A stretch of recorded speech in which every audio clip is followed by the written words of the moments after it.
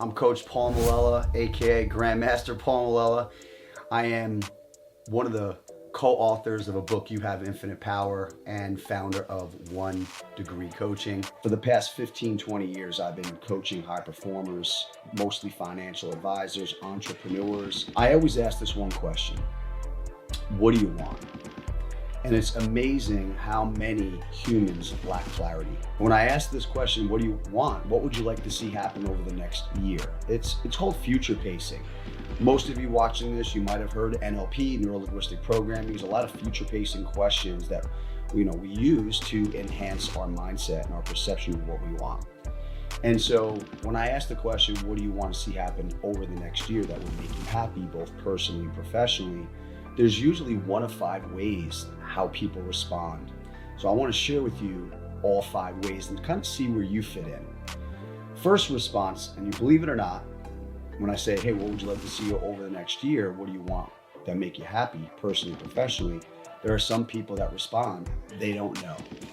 I have this one client, Dave. For years, I've been coaching for 8 to 10 years. He's a 7-figure income earner. He nails everything that he sets his year out for. But when I first met him, he had said, Coach, I don't know. And I said to him, Dave, what happens is when you say, I don't know, it's kind of like the metaphor of you and I in a car going, hey, where do you want to go? I don't know, Coach, where do you want to go? And we're either A, going to sit like idiots, idle in the car, or we drive around in circles. Unfortunately, there's a lot of humans, most humans, many, can operate their life that way. They just don't know what they want. And that's the reason why they're not getting the results, all right? That may or may not be you. Here's the second response, and this is probably the majority response to the general public. Hey, what would you like to see happen over the next year, both personally and professionally, that would make you happy? And they go, well, I don't want to fail out of my business. I don't want to be overweight. I don't want to be broke. I don't want. And I pause and I go, freeze. I didn't ask you what you didn't want. That wasn't the question. I asked you what you wanted. See, what it does, it teaches me as a coach, what I look for and listen for is their language and how they respond, right? And the mind can't process a negative. So let me explain this metaphor. Whatever you do right now, don't think of your car. Don't think of your car. Don't think of your car. Don't think of your car. Now, as I ask you not to think of your car, what is most likely happening? You're probably thinking about your car. So the mind can't process the negative. The challenge is that most humans focus so much on what they don't want, they actually attract it, right? So you have to learn how to focus on what you want. It's called reframing. You have to reframe your focus, reframe your story, reframe your attention, okay, and intention. And that's unfortunate because in today's society, through news, media, social media, it is focused on negativity. And unfortunately, subconsciously, you are already being programmed to focus on the negative, or sometimes what you don't want. It's driven out of fear. And fear could be used in a positive way if we learn how to reframe it in the future. So that's the second way. Here's the third way. Hey, what would you like to see happen over the next year that would make you happy, both personally and professionally? And someone will pause and says, I want to make more money. I want to increase my production. I want to lose weight. I want to grow my business. And I'm like, wow, that's awesome. So if you increased your production or your income by $100 or $1,000, if you lost an ounce or a pound, or you gain a pound of muscle, would that make you happy? And they go, no. See, that doesn't work either, okay? So what happens is, let me use a story or metaphor here. So we live in Mount Pleasant, South Carolina, outside, we're in Charleston. So imagine I said, hey, we're gonna have a session here, a live session, seminar, and it's in Charleston, South Carolina. I just gave you a broad, can you imagine just type in Charleston, South Carolina in your GPS? Would that be silly? I mean, that would be silly, wouldn't it? And so you'd be like, yo, Coach Paul, Charleston's pretty big. Oh, forgive me. We're gonna be on King Street. That still wouldn't work, okay?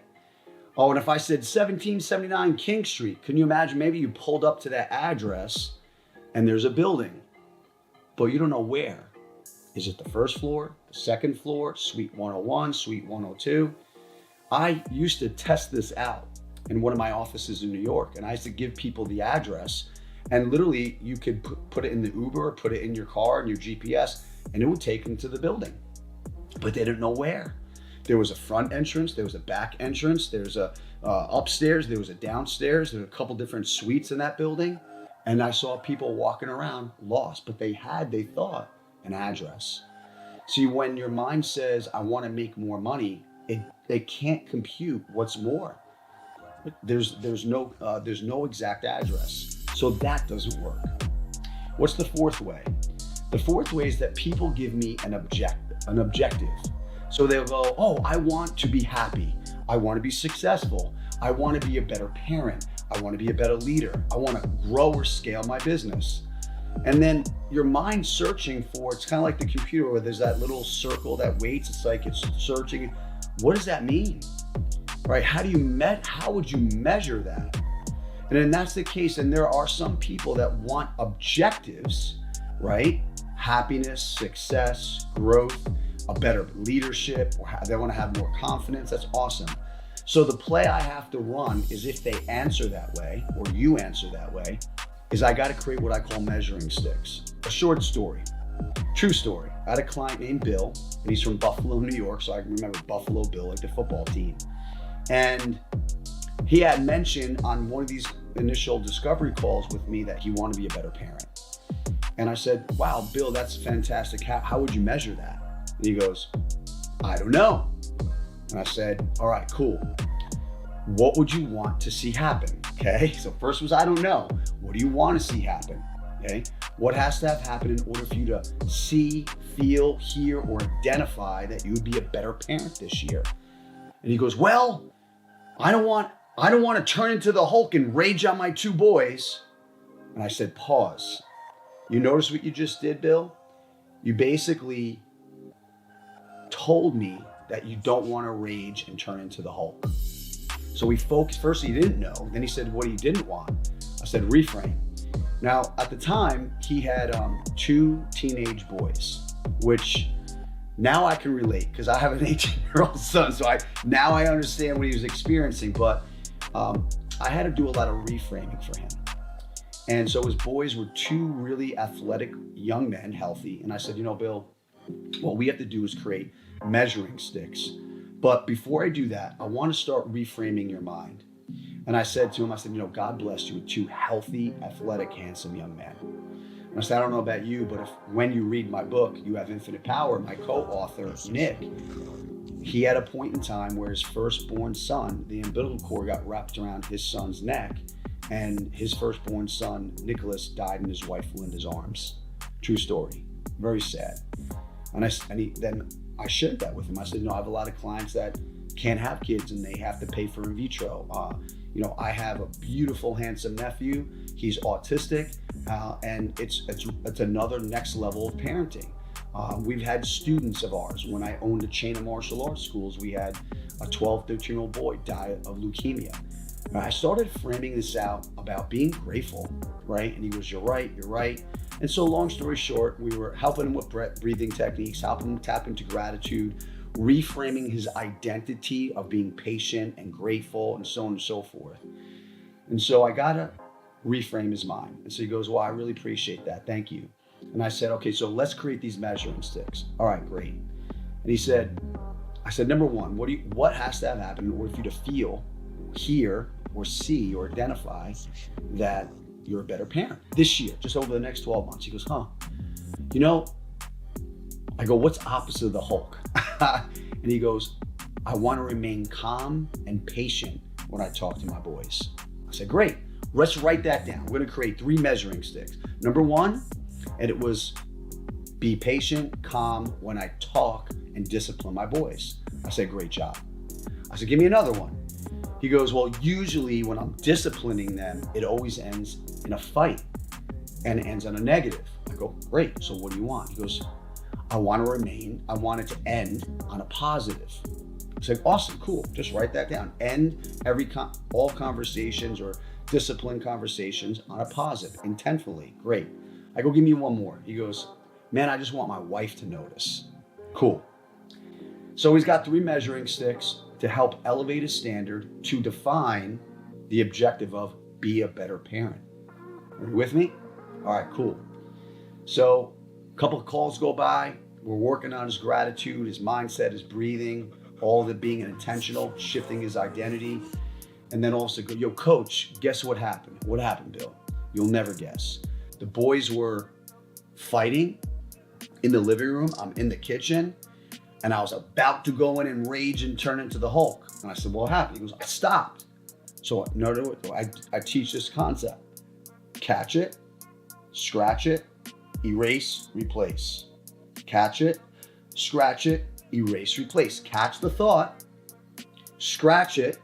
So I'm dating myself. So when I was younger, we had CDs and DVDs. If someone scratched my CD or DVD, I can't play that song, I can't play that movie. So you scratch that program and that internal programming and you erase it and then replace it with something different. So what he did is he knew what he wanted, he had more clarity, but he became more aware, this guy, Bill. And he caught himself and he stopped. He looked up to God, took a couple deep breaths like I taught him, focused on the things he was grateful for, said a couple what we call I am statements, like affirmations to recondition his identity. And he goes, yo, coach, I calmly walked into the boys. I get that, dude, that's awesome. He goes, no, that's not all. I go, well, what else? He said, they were so shocked that I wasn't screaming and raging like the Hulk, right? That's how we identified. And they actually listened to me and we spoke and we hugged it out at the end. I'm like, great job. Metric number 2. He goes, no, that's not all. While this was happening, his wife was eavesdropping in the kitchen while he was doing all this. So when they were done and they hugged, he came back to the kitchen. His wife looked at him and did what did Coach Paul tell you to do that? And we both started dying laughing. You know what happened with Bill? He created simple measuring sticks to raise the standard for his mind to compute, I'm a better parent. Check, okay? So that's metric, that's the 4th way. Here's the 5th way. You need to put in an exact address in your mental GPS. The exact amount of money, the exact amount of production, the exact amount of weight loss, body fat, exactly where you want, whatever it is, you have to imagine its exact address in the mental GPS, because the very first step that I teach in all my coaching is step 1, clarity. So if this video resonated with you, here's my 1 degree challenge. You text me, here's the question. What would you like to see happen 12 months from today, both personally and professionally, that would make you happy within 1 year? Here's the second thing, is I would like you to identify all the obstacles, challenges that potentially could hold you back from achieving that outcome, that result, okay? Now, could be some external obstacles and challenges, but I really want to know all the excuses. Dude, literally all the excuses. I give you permission. Write all the excuses down, okay? And then there could be some external ones, but you know what I really want to identify? Your internal, right? Your internal excuses. And here's what I usually say. We all have at least 2 voices in our head. You get a negative voice that plays victim and make excuses, and you got this positive voice that believes that you could do anything you set your mind to, right? You have at least 2. Now, all y'all that's watching this video going, who's this guy Coach Paul think he is, saying I got 2 voices? That's the little voice I'm just talking about. The one that was just talking smack right there. And I'm gonna tell you right now, you got more than 2 voices in your head if you're like me. And I got names for all of them. And that's what I teach my clients, right? We rename our voices so we learn how to discredit the ones that don't serve us. And we learn how to empower the ones that we wanna listen to, okay? Here's the next part. I wanna know your strengths, what I call your superpowers.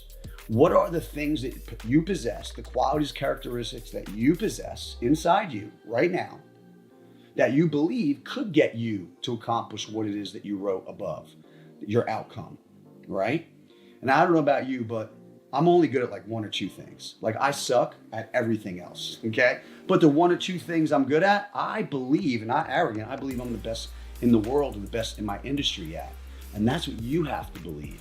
All of us, God has blessed us with unique talents, qualities, and characteristics. They're unique to us that He believes will drive us to that purpose, drive us to that outcome, right? And you have to tap into that. So let's be a good finder and identify what those are. Here's the last part of the assignment. What are the opportunities? You have to be what I call a good finder. You got to look for opportunity, even when it's dark, even when you're faced with adversity. Napoleon Hill, the author of Think and Grow Rich, he says that every adversity, every challenge, every obstacle has an equivalent seed to an equal or greater opportunity. It's called the law of polarity. It's a universal law. This is universal law. This is not my law. So you have to learn to find the opportunities and obstacles. So I'm asking you, what are the opportunities, be a good finder, over the next year that you would want to maximize to help you get that outcome? Okay? Text me, 843-345-5132. All right, that's my cell. And I'm gonna do one of two things. I'll schedule 2 free discovery calls to go over your questions and assignment and give you some positive love and feedback and Coach Paul value bombs. And I'll also send you my PDF of how to get clarity in your life. Looking forward to get you on that other side. Be better every day.